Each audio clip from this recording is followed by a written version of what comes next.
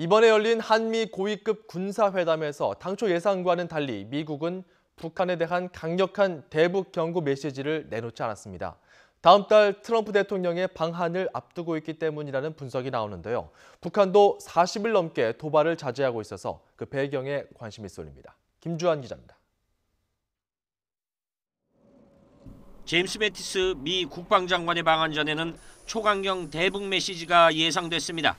미국 전략폭격기가 북한 동해 인근 수역까지 비행하고 미 항모강수단 세척이 이례적으로 한반도 인근 수역까지 접근하는 등 군사적 압박이 거세졌던 것이 이 같은 전망의 배경이었습니다. 하지만 한미 고위급 군사회담을 위해 방한했던 매티스 미 국방장관은 외교적 해결을 더 강조했습니다. The military options that we have, they are designed to keep the peace, to reinforce diplomats, to make certain diplomats from the United Nations anywhere in the world are speaking from a position of strength. 앞서 판문점 공동경비구역에서 발표한 메시지도 한반도 비핵화라는 원칙적인 내용뿐이었습니다.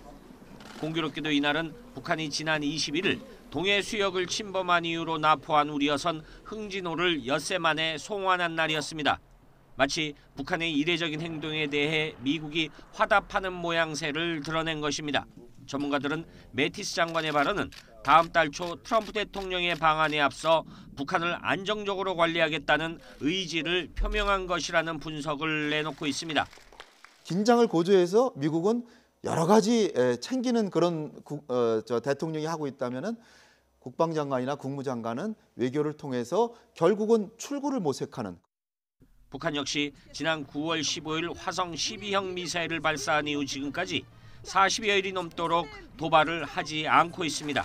특히 지난주 있었던 중국 공산당 당 대회에 보낸 축전에 새 시대 중국 특색의 사회주의 건설의 길에 들어섰다는 내용을 포함시켰습니다.